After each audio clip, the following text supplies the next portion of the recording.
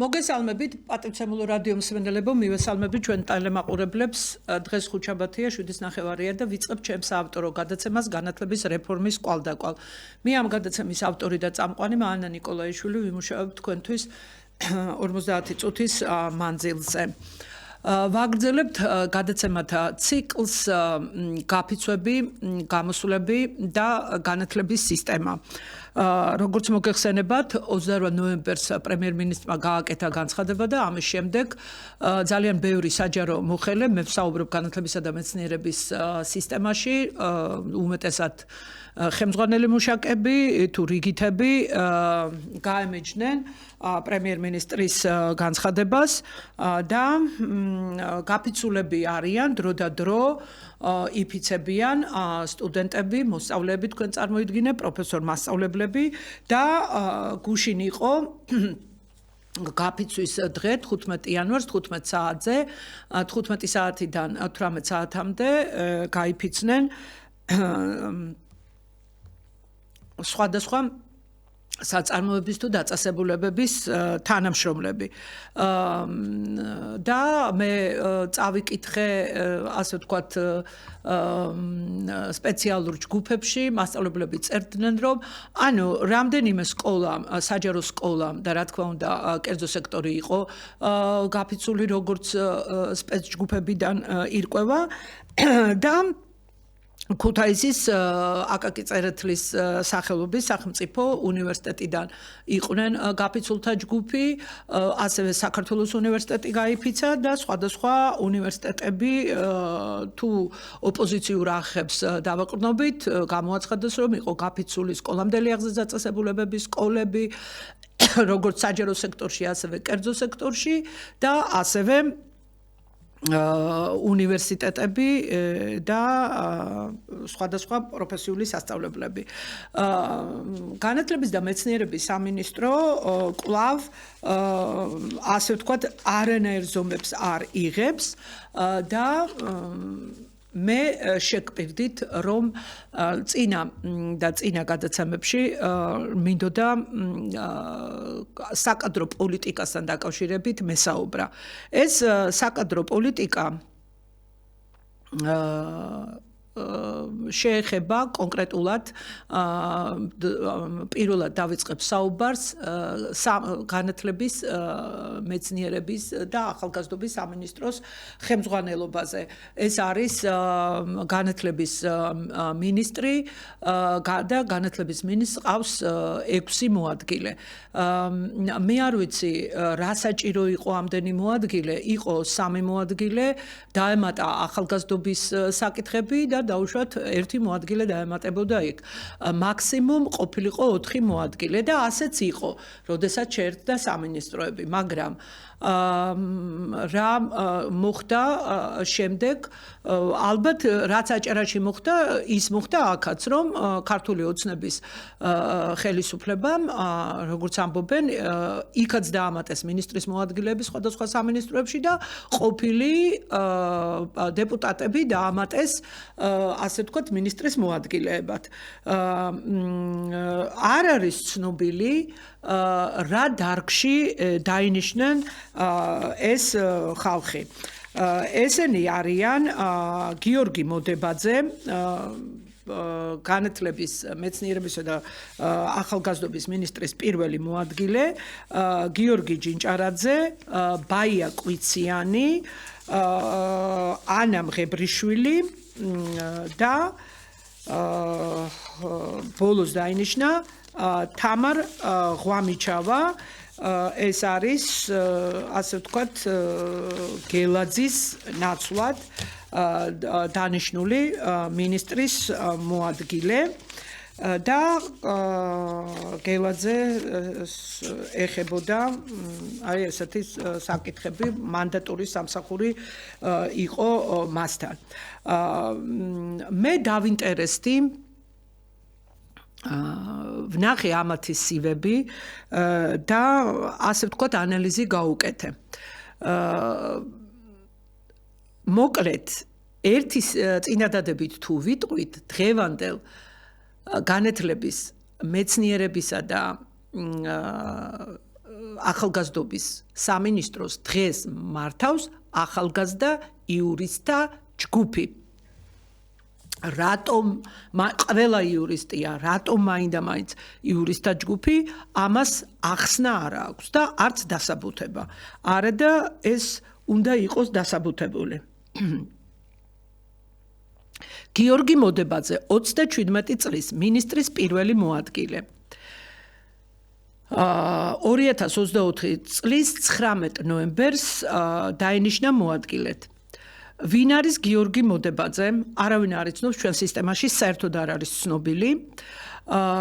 განათლებით არის, როგორც გითხარით, ყველა იურისტია. 2005-9 წლებში სწავლობდა საქართველოს ტექნიკურ უნივერსიტეტში და 2016-18 წლებში დაამთავრა მაგისტრატურა, ასევე საქართველოს ტექნიკურ უნივერსიტეტში.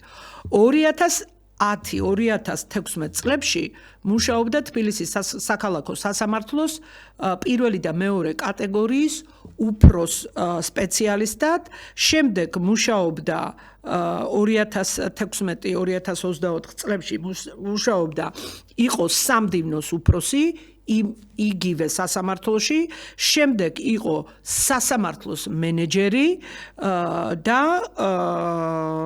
აი ეს 2024 წლის 11 ნოემბრიდან დღემდე არის საქართველოს განათლების, მეცნიერებისა და ახალგაზრდობის მინისტრის პირველი მოადგილე. აი ახლა მე ვეკითხები ხელისუფლებას. რატომ დაინიშნა გიორგი მოდებაძე? ჩემთვის აბსოლუტურად გაუგებარია და ყველასთვის რატომ რა ნიშნით არის დანიშნული გიორგი მოდებაძე საქართველოს განათლების, მეცნიერებისა და კულტურის მინისტრის პირველ მოადგილედ. რატომ? რატომ დაინიშნა? აი რა სამსახურებრივი გამოცდილება აქვს? ესე იგი, კიდევ ვიმეორებ, იყო თბილისის საქალაქო სასამართლოში პირველი და მეორე კატეგორიის უფროსი სპეციალისტი, სამდივნოს უფროსი და სასამართლოს მენეჯერი. და უცბად გადმოყავთ ჩვენი სამინისტროს პირველ მოადგილედ. არც განათლებით არ არის განათლების სპეციალისტი, არ შეეფერება ჩვენ სამინისტროს, არც განათლებით და არც თავისი გავლილი, ასე ვთქვათ, მოღვაწეობით. არანაირი გამოცდილება არ აქვს. შემდეგ გიორგი ჯინჭარაძე 32 წლის. თან კიდე ანუ რას უნდა მივაქციოთ ყურადღება. ესე იგი განათლება არ აქვს ისეთი რომ ჩვენ სისტემაში უნდა მუშაობდეს მინისტრის პირველი მოადგილის რანგში ან რომელიმე ხელმძღვანელ თანამდებობაზე და არც შემხებლობა არ ქონია არასდროს განათლების და მეცნიერების და ახალგაზრდობის საერთოდ საკითხებთან. და როდესაც ეს დამანგრეველი რეფორმები დაიწყო ნაციონალების სააკაშვილის ხელისუფლებამ, ეს ალბათ იქნებოდა მე-11 კლასში, დამამთავრებელ კლასში. მაშინ 12 კლასი არ იყო. შემდეგ გიორგი ჯინჭარაძე როგორც გითხარით 32 წლის 2010-2011 წლებში სწავლობდა საქართველოს უნივერსიტეტის ბიზნესის ადმინისტრირების ფაკულტეტზე. 2014-16 წლებში სწავლობდა ილიას სახელმწიფო უნივერსიტეტის მაგისტრის ხარისხი მიიღო ბიზნეს ადმინისტრირებაში. 2017-19 წლებში აზერბაიჯანის ტექნიკური უნივერსიტეტის მაგისტრის ხარისხი მიიღო მენეჯმენტში. 2021 წლიდან დღემდე კავკასიის საერთაშორისო უნივერსიტეტის პოლიტიკის მეცნიერების სადოქტორო საგანმანათლებლო პროგრამის ხელმძღვანელია და 2022-23 სასწავლო წელს სოხუმის სახელმწიფო უნივერსიტეტში იყო მიწვეული ლექტორი. ერთი სასწავლო წელი. სამუშაო გამოცდილება 2013-2014 წლებში TBC ბანკის საკრედიტო ექსპერტი იყო. 2014 წლის მარტიდან 2014 წლის სექტემბრამდე იყო სადაზღვევო კომპანია ალდაგის საბანკო დაზღვევის განყოფილების გაყიდვების ანალიტიკოსი. 2014-16 წლებში საქართველოს ანალიტიკური ცენტრის ანალიტიკოსი. 2016 წლის თებერვლიდან 2016 წლის აგვისტო საქართველოს საგარეო საქმეთა სამინისტროს მთავარი სპეციალისტი. 2016-2020 წლებში აზერბაიჯანის რესპუბლიკაში საქართველოს საელჩოს ადმინისტრაციული ოფიცერი. 2021 წლის აპრილი და 2024 წლის აგვისტო აფხაზეთის ავტონომიური რესპუბლიკის ფინანსთა და ეკონომიკის მინისტრის მოადგილე.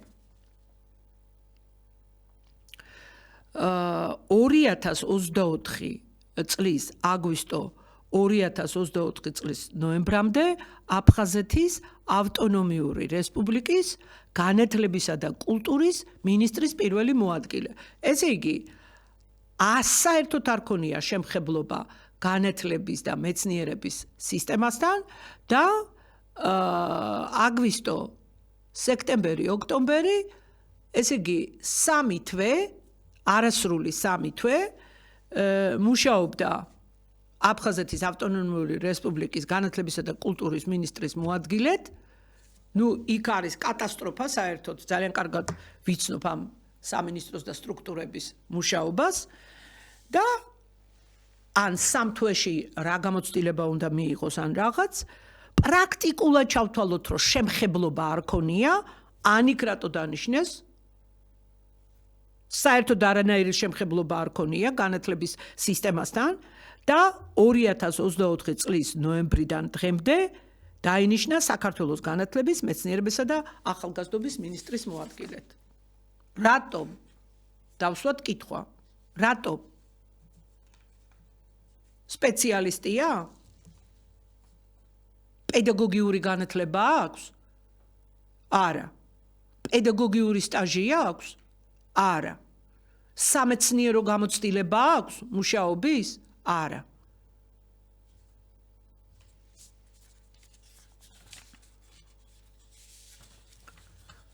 ბაია კვიციანი 38 წლის განათლება 2003-2007 წლებში შოთა რუსთაველის თეატრისა და კინოს უნივერსიტეტის ხელოვნებისა და სოციალურ მეცნიერებათა ფაკულტეტი ხელოვნებათმცოდნეობის სპეციალისტი. აკადემიური საქმიანობა 2011 წლის თებერვლიდან 2010 წლის ოქტომბერი თბილისის მეცხრე საჯარო სკოლის ხელოვნების ისტორიის მასწავლებელი. ხელოვნების ისტორია ასე არ ისწავლება. ეს არის არჩევითი საგანი. საგანი ხელოვნება ისწავლება, მაგრამ ეს არჩევითი საგნის, ესე იგი მასწავლებელი. რამდენი ხანი? 4 თვე ნახევრიდან 5 თვე ნახევარი რა. ნახევარი წელიც არა. პედაგოგიური გამოცდილების სტაჟი 1 წლიანიც კი არა აქვს. სამუშაო გამოცდილება 2007 წლის იანვრიდან 2008 წლის აგვისტოს საქართველოს სოფლის მეურნეობის სამინისტროში მუშაობდა მთავარ სპეციალისტად 2010 წლის მარტი 2011 წლის ოქტომბერი საქართველოს კულტურის და სპორტის სამინისტროში მუშაობდა მთავარ სპეციალისტად 2016 წლის მაისი და 2016 წლის ოქტომბრამდე ავიაკომპანია Georgian Airways-ის შტატგარეშე კონსულტანტი იყო 2017 სექტემბერი 2019 წლის ოქტომბერი კომპანია დალოიდის გენერალური დირექტორი 2019 წლის სექტემბერი 2019 წლის თებერვალი ბრიტანეთის საბჭო ახალგაზრდული ბორდის წევრი 2020 წლის ივნისი 2021 წლის ივნისი მულტიდისციპლინური სახელოვნებო პლატფორმის არტ მენეჯერი და დამფუძნებელი ეს არის კერძო სტრუქტურები შემდეგ 2021 წლის მაისი 2024 წლის ნოემბერი საქართველოს მეათე მოწვევის პარლამენტის წევრი აი რის საფუძველზე ჩაიწერა ეს სიაში აი საერთოდ საპარლამენტო სიაში რატო ჩაიწერა ეს რაიმე ისეთი სპეციალისტი იყო რომელიმე დარგის ექსპერტი იყო თუ რა ესე იგი რამდენიმე თვით მუშაობდა ხან სოფლის მეურნეობის სამინისტროში ხან კულტურის სპორტის სამინისტრო მერე ჯორჯიანი ერლაისი სად სოფლის მეურნეობა სად კულტურა სად ავიაკომპანია სად რაღაცა კომპანია დალოიდის რაღაცა შემდეგ ბრიტანეთის საბჭო მერე რაღაც კიდევ არასამთავრობო არტ მენეჯერი რაღაცა აი რის გამო პარლამენტის წევრი უნდა გახდეს ადამიანი ქვეყანაში ცნობილი ექსპერტი რომელიმე დარგში და რომელიც იმუშავებს იმ დარგის კანონებზე იმიტომ არ მიდის ჩვენი ქვეყანა წინ საერთოდ ამ კონკრეტულ შემთხვევებში კი არა სულ აი ასეთი არაპროფესიონალები ხალხი არსაიდან უბიოგრაფიო ხალხი იკავებენ სხვადასხვა უმაღლეს პოლიტიკურ აღმასრულებელ საკანონმდებლო თუ სასამართლო იმას საერთოდ სასამართლოებში ვინ არის მოსამართლეება დანიშნული რაღაცა მის ხიზირებში რომ ისინი იყვნენ უნივერსიტეტები გახსნილი ისინიც არა აქვს დამთავრებული საერთოდ უნდა გადამოწყვდეს ეს დიპლომები და ყველაფერი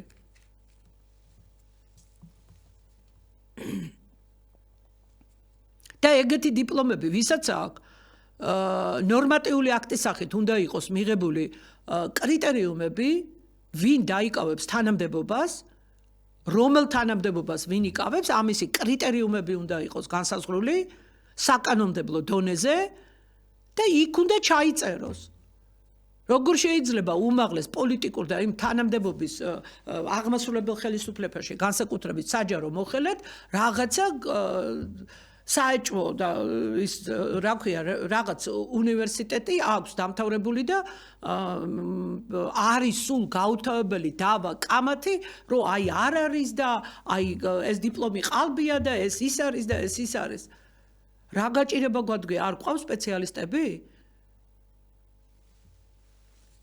ვისაც არ აქვს სადაო უნივერსიტეტები დამთავრებული ისინი დაინიშნონ თანამდებობებზე შემდეგ პარლამენტის წევრი. შემდეგ ამ პარლამენტში ეკავა გენდერული თანასწორობის მუდმივი მოქმედი საპარლამენტო საბჭოს წევრი. შემდეგ ამავე დროს იყო კულტურის კომიტეტის წევრი.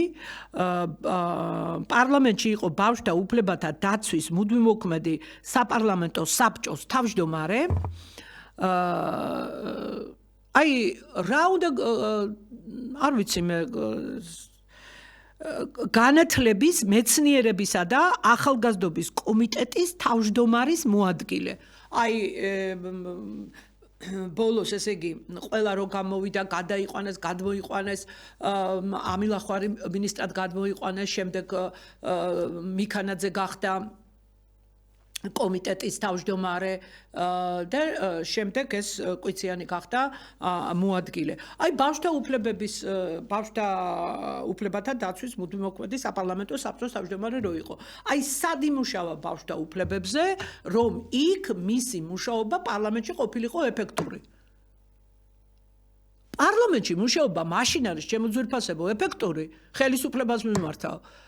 როდესაც ის ადამიანი მუშაობს მთელი ცხოვრება სხვადასხვა საკითხებზე და კონკრეტულად იმ საკითხებზე და იმ დარგში შემდეგ ის აკეთებს კანონშემოქმედებითი მუშაობა არის ყველაზე რთული და მოითხოვს ძალიან დიდ ცოდნას და გამოცდილებას, სტაჟს, ნამსახურეობას.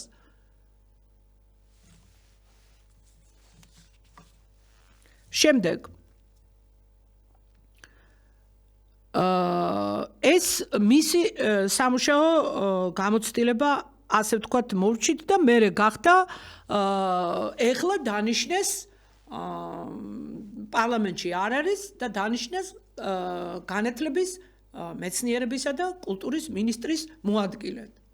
აი მაინტერესებს რას აკეთებს ან მოდებაძე ან კვიციანი ან ჯინჭარაძე რას აკეთებენ განათლება ის ხო ვთქვი საქართველოში რაც აქ დამთავრებული ხო 2012-14 წლებში ლონდონის რიჯენსის უნივერსიტეტის ევროპის ბიზნეს სკოლა მაგისტრის ხარისხი ბიზნეს სკოლა მენეჯმენტში ადამიანური რესურსების განხრით არავითარი საერთო ჩვენ სისტემასთან არაფერი არ აქვს.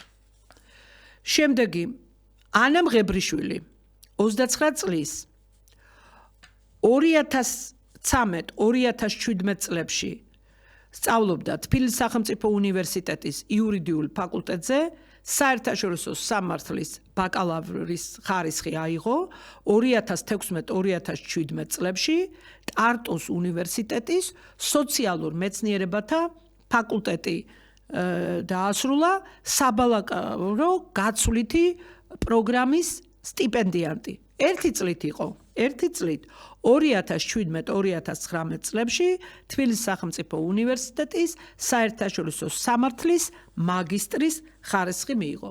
ესე იგი, განათლებით არც ეს არ არის შემხებლობაში ჩვენს სისტემასთან.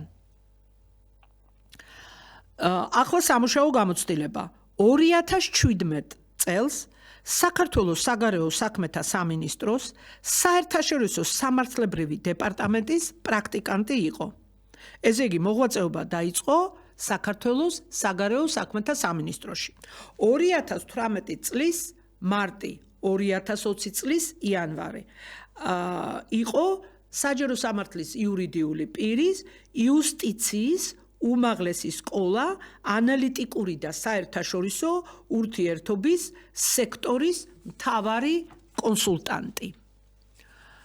შემდეგ 2020 წელი იანვარი 2020 წლის ივნისი თბილისის სააპელაციო სასამართლო კონსულტანტი საერთაშორისო სტანდარტების და სასამართლო პრაქტიკის განზოგადების დარგში. 2021 წლის სექტემბერი და 2022 წლის მაისი თბილისის სააპელაციო სასამართლო ანალიტიკური სამსახურის უფროსი.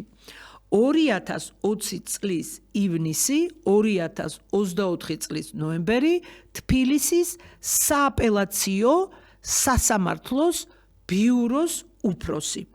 2023 წლის დეკემბრიდან დღემდე მართლმსაჯულების ეფექტიანობის ევროპული კომისიის ექსპერტი მართლმსაჯულების ხარისხის მიმართულებით.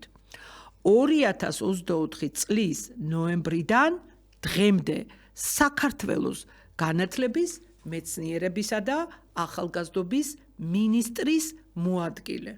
ესე იგი, არანაირი არც ერთი დღით შემხებლობა არ ქონია განათლების,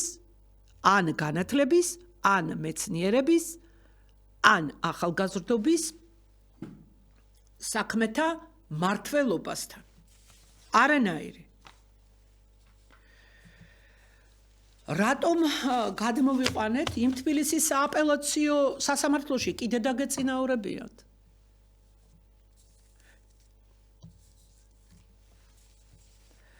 შემდეგ თამარ ღვამიჩავა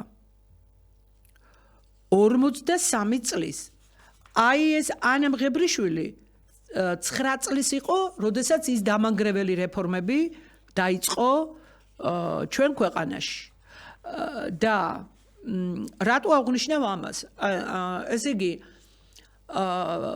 მოსწავლეები იყვნენ ძირითადად, ეხლა ქალბატონ თამარს თუ არ ჩავთვლით ღვამიჩავას, ამას დასრულებული ექნებოდა როგორც სკოლა, როგორც უმაღლესი და 23 წლის იყო, როდესაც სააკაშვილი მოვიდა. ანუ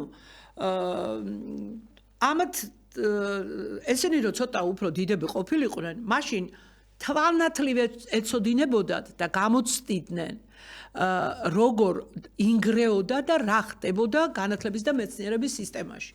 ისეთი ხალხია დანიშნული დღეს სამინისტროს ხელმძღვანელობაში, რომ უახლოეს მომავალში წარსულში ეს ნგრევა რო ხდებოდა, ამათმა არც იციან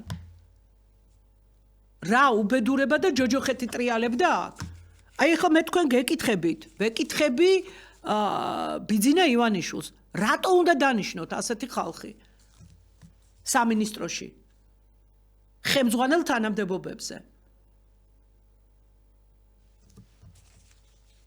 რომ სააკაშვილის დამანგრეველი რეფორმები არ იცოდნენ პირდაპირ, აი რომ გამოცდილი ჰქონდეთ.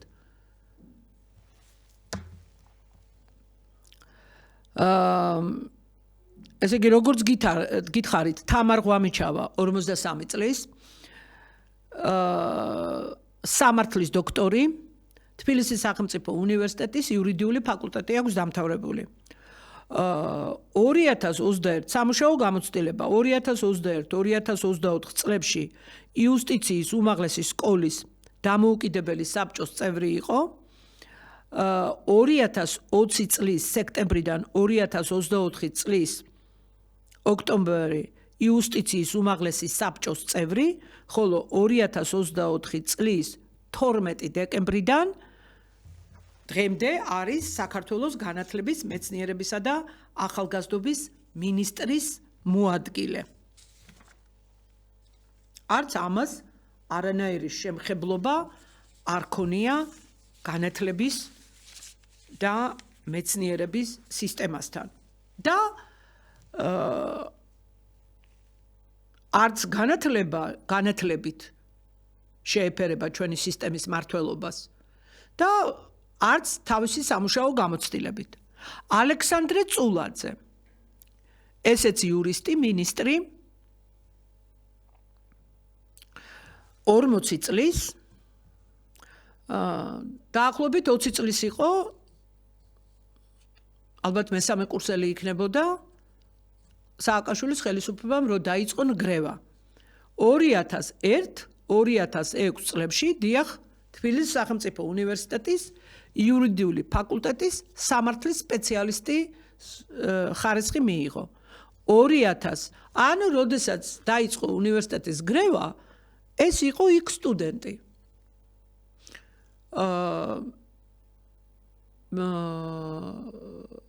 მაშინდელი სტუდენტები არ იყვნენ ამ ბრძოლაში ჩართულები. ძალიან მცირე რიცხოვანი ჯგუფი და ეს წულაძე იქ არ იყო. 2009-2010 წლებში რომის ლა საპიენცას უნივერსიტეტი, ანუ 1 წელი. 2011-2016 წლებში თბილისის სახელმწიფო უნივერსიტეტის სამართლის დოქტორი. შემდეგ სამუშაო გამოცდილება 2005-2006 წლებში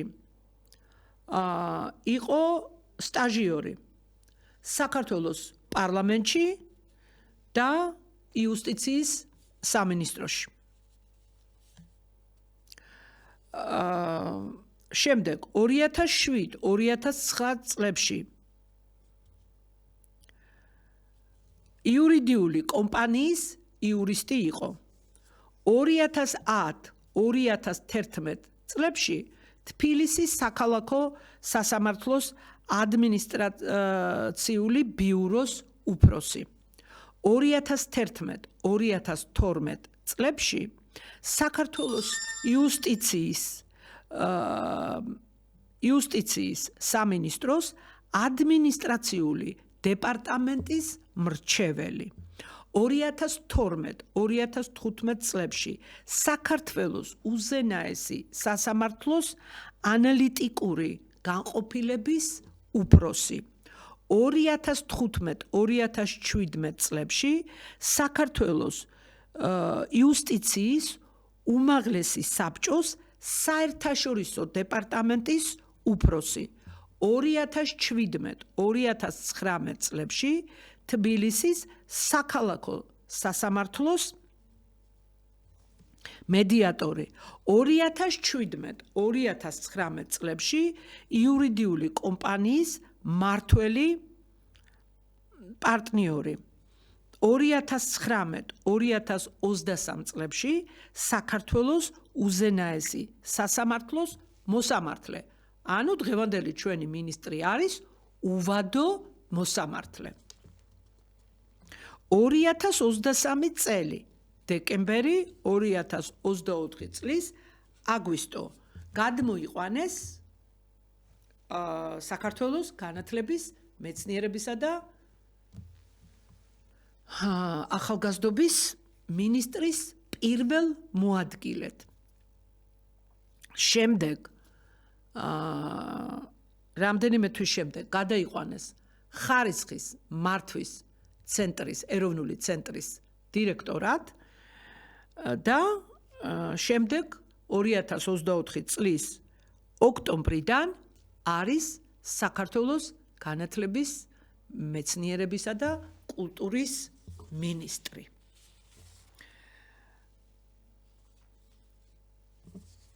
ესე იგი, განათლებით იურისტი, მთელი მისი სამუშაო გამოცდილება არის სხვადასხვა სამინისტროები, იუსტიციის საბჭო, სასამართლოები და სხვადასხვა იურიდიული კომპანიები აკადემიური საქმიანობა 2013 წელს მუშაობდა მაქს პლანკის საერთაშორისო კერძო და შედარებითი სამართლის ინსტიტუტის მკვლევარი ჰამბურგი, გერმანია 2015 წელს საქართველოს იუსტიციის უმაღლესი სკოლის მოწვეული ლექტორი 2016 წელი კოლუმბიის უნივერსიტეტის მკვლევარი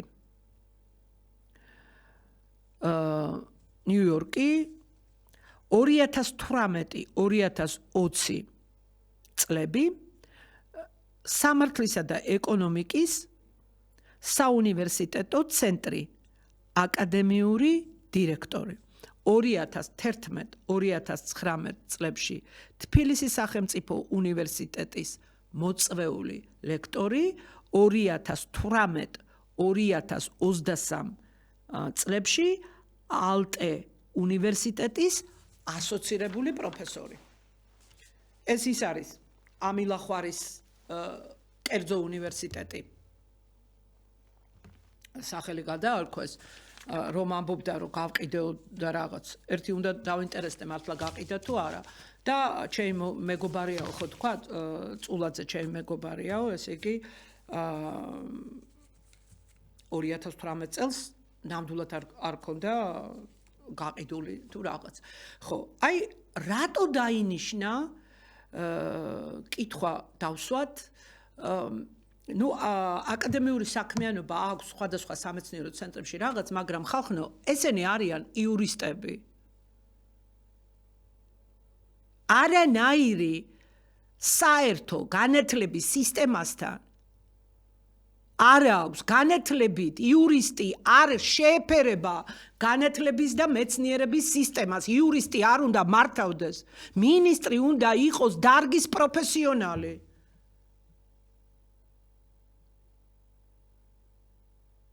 შველით ახლა იურისტები? კრიზისი რომ არის ქვეყანაში,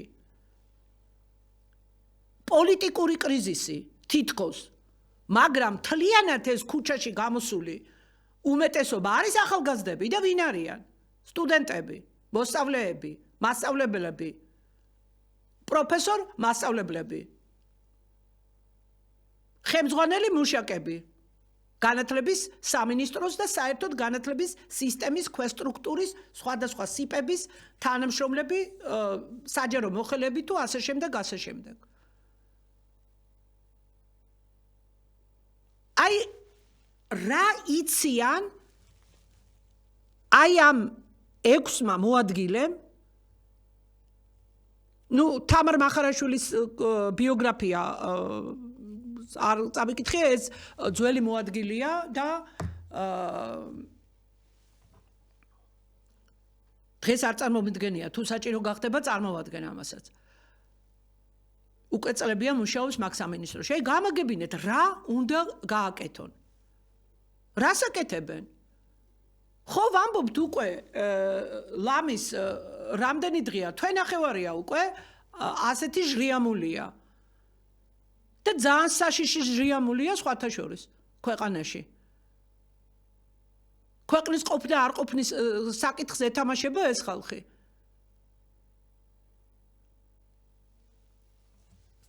და რას აკეთებს ეს ხელმძღვანელობა ვამბობ უკვე ამდენი გადაცემაა რომ დამალულები არიან მასე დაიმალა ის ამილახვარი და თელი სამინისტრო და საერთოდ რატო წავიდა ამილახვარი რატომ გაუშვით მიზეზები არ უნდა გამოაცხადოთ მოიყვანთ მინისტრებს დიდი ზარზეიმით და მერე უშვებთ ისე როგორ გაუშვით ამილახვარი არავინ არ ყოფილა გამოვიდა თვითონ და თქვა გადავდექიო თავრობის კანცელარიაში არ ვიცი თავრობის ხდომა იყო თუ რაღაცა და გამოვიდა მერე და თქვა გადავდექიო არავინ არ იდგა მის გვერდით არც პრემიერ-მინისტრი არც ვიცე-პრემიერი არავინ არ იყო არც პარლამენტიდან ვინმე არავინ არ ყოფილა თვითონ გამოაცხადა მოიყვანეთ ზარზეიმით და აქებდით და ადიდებდით რა ქონდა საქებარი და სადიდებელი რა პროფესიონალი იყო თუ რა იყო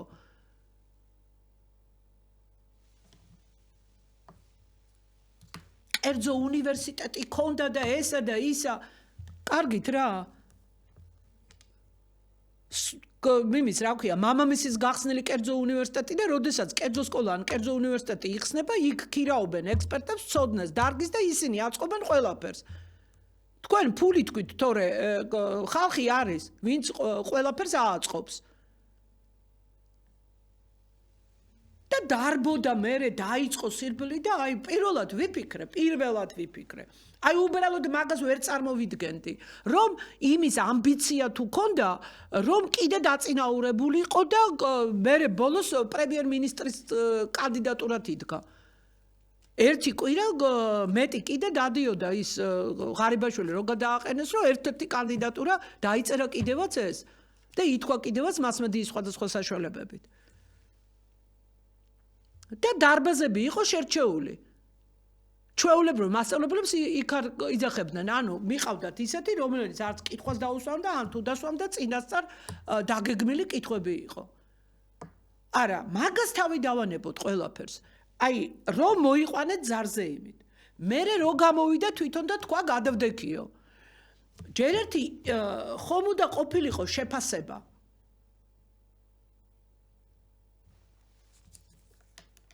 კარგად იმუშავა და იმიტომ გადააყენეთ არა რა თქმა უნდა მაგრამ ცალკბად ხო გადაუხადეთ მადლობა სინამდვილეში კატასტროფულად იმუშავა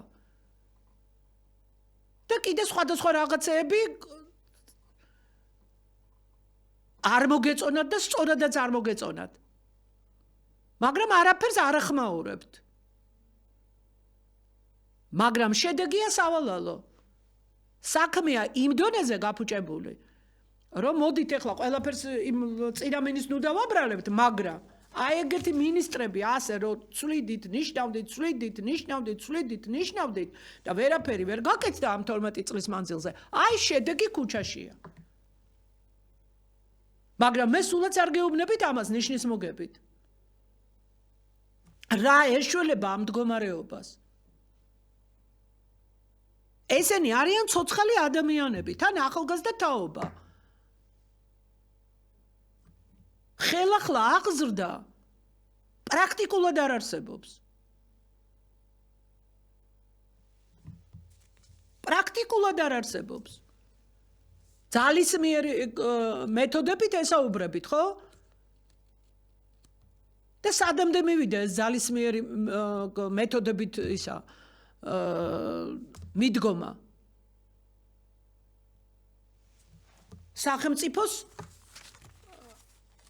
ჩამოშლის ზღვრამდე ვართ მისული.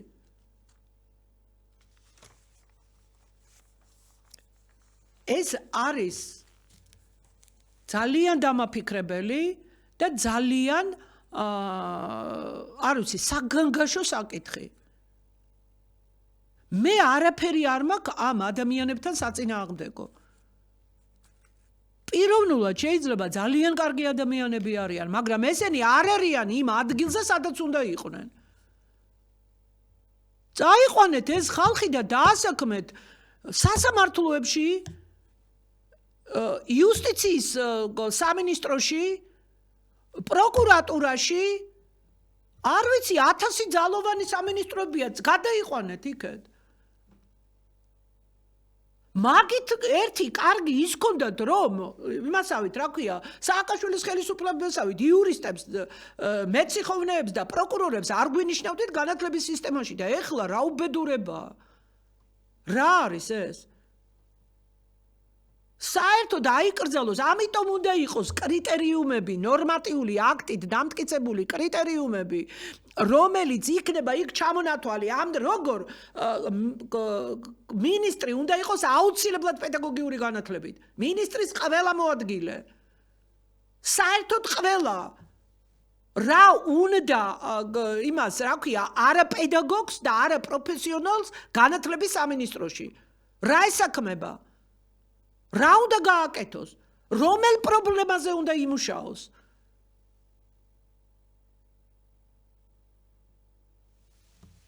გაკვეთილი რომ ადამიანებს არ ჩაუტარებია და ლექცია და არ იცის რა როგორ საერთოდ არ იცის პედაგოგიკა, არ იცის ბავშვის ფსიქოლოგია, არ უსწავლი ეს მეცნიერული, არ იცის მოზარდის, არ იცის უმაღლესი სკოლის განათლების მენეჯმენტი, ანუ პედაგოგიკა, არ იცის სასკოლო პედაგოგიკა, არ იცის არაფერი.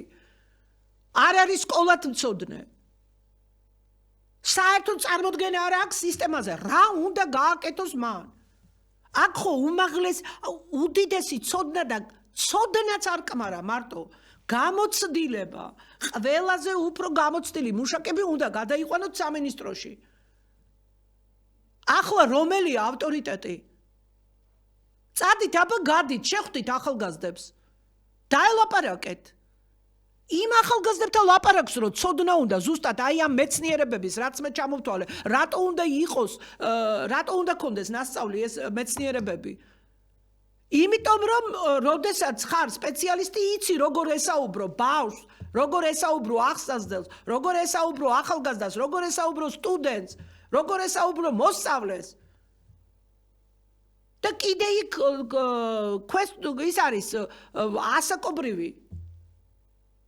დაწყებითი კლასის მოსწავლეებს სხვა ასაკი აქვს, იქ სხვა საბაზო ეს ის და ყველაფერი.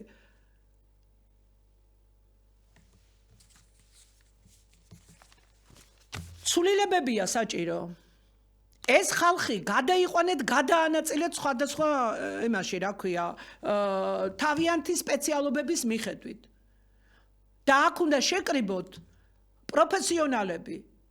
აქ არის უძლიერესი გუნდი საჭირო. ეგ სამინისტრო მთლიანად უნდა გამოუშვათ ყველა. ყველა აბსოლუტურად.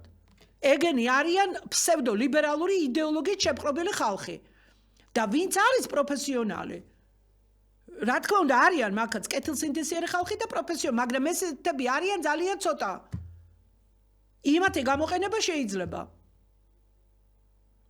იგივე ითქმის სკოლის დირექტორებზე.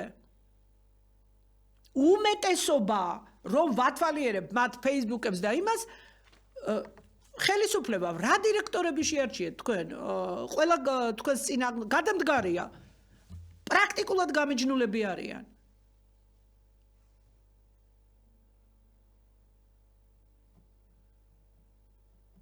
ან სკოლის დირექტორებზე რო გიწერიათ კანონში, ვიცი რომ თქვენ არ ჩაგიწერიათ ეგ კანონი და არ დაგიწერიათ. აი ევროპამ და ამერიკამ მოგვიტანა ეს არაპროფესიონალები. არაპროფესიონალებს იმიტომ განიშნინებენ თანამდებობებზე, რომ კარგად დაენგრიათ და გაენადგურებინათ და მიგვეღო ის პროდუქტი, რა პროდუქტიც ხედავთ ახლა ქუჩებში თუ ყველა არაა ქუჩაში გამოსული. მაგრამ ისეთივეა უმეტესობა. და ძალიან მცირე ნაწილი, ვინც არის კარგი, მე ადრეს სხვა გადაცემაში ვთქვი, ეს არის არა თქვენი სახელმწიფოს დამსახურება და განათლების სისტემის, არამედ ოჯახების დამსახურება. მაგრამ სავალალოდ ესეთები ძალიან ცოტანი არიან. სქემაში შევიდა ცვლილებები და აი ამ ვერ მოვასწარეთ სამწუხაროდ გავაგრძელებთ შემდეგ გადაცემებში ვისაუბრებთ ახალ საკითხებზე, მაგრამ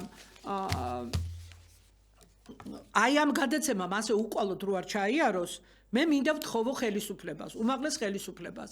სასწრაფო და დაუყოვნებლივ უნდა დაიწყოს განათლების, მეცნიერების და კულტურის სამინისტროში, არა მარტო აპარატში, მთლიანად სისტემაში, პირველად უნდა დაიწყოს გარდაქმნები, მაგრამ აუცილებლად პირველ რიგში საკადრო პოლიტიკა. საკადრო პოლიტიკა, ხახნო. რას ამბობთ, რებს ამბობთ, რომ სტანდარტებს ვცვლით, პროგრამებს ვცვლით, სახელმძღვანელოებს შევცვლით, ახალი ეროვნული სასწავლო გეგმა მივიღეთ, ლიბერალიზმისგან ამ ფსევდო იმისგან დაცარიელებული პატრიოტულ და სახელმწიფოებრივ დონეზე ეს არის ძალიან გამართული, ასე ვთქვათ, დოკუმენტი და ვისი საშუალებით? ვისი საშუალებით? აი მაგ ხალხის საშუალებით, რომლებმაც ყველა პატრიოტული ეროვნული ნაწარმოებები ამოიღო და ბოდიშების მოხდა დაგჭირდათ და კიდე გრძელდება ასეთი ჰაგეოგრაფიული თუ სხვა ნაწარმოებების ამოღება მაგ ხალხით, რომლებიც მათ დაწერეს 28 ნოემბერს ის შემდეგ წერდნენ და განცხადებები აქვს დაწერილი და გამიჯნულია თქვენგან. დაიწყეთ საკადრო პოლიტიკა, მაგრამ კრიტერიუმები უნდა განისაზღვროს და უნდა განისაზღვროს იქ უნდა ჩაიწეროს ვინ შეიძლება იყოს მინისტრი, ვინ შეიძლება იყოს მინისტრის მოადგილე, ვინ შეიძლება იყოს სკოლის დირექტორი, ვინ შეიძლება იყოს რექტორი, ვინ შეიძლება იყოს სკოლის სასწავლნაწილის გამგე და ასე შემდეგ. ყველაფერი უნდა განისაზღვროს ნორმატიული აქტებით, უნდა იყოს იქ ჩამოწერილი კრიტერიუმები. კარგით, ჩვენი დრო ამოიწურა. ტელეკომპანია ობიექტივის პირდაპირ ეთერში მიდიოდა ჩემის ავტორო გადაცემა განათლების რეფორმის კვალდაკვალ. მე ამ გადაცემის ავტორი და წამყვანი მან ნიკოლაიშვილი ვიყავით თქვენთან ერთად 50 წუთის მანძილზე. ამ გადაცემას გაიმეორებენ შაბათს 5:30-ზე, ნახვამდის მომავალ შეხვედრამდე.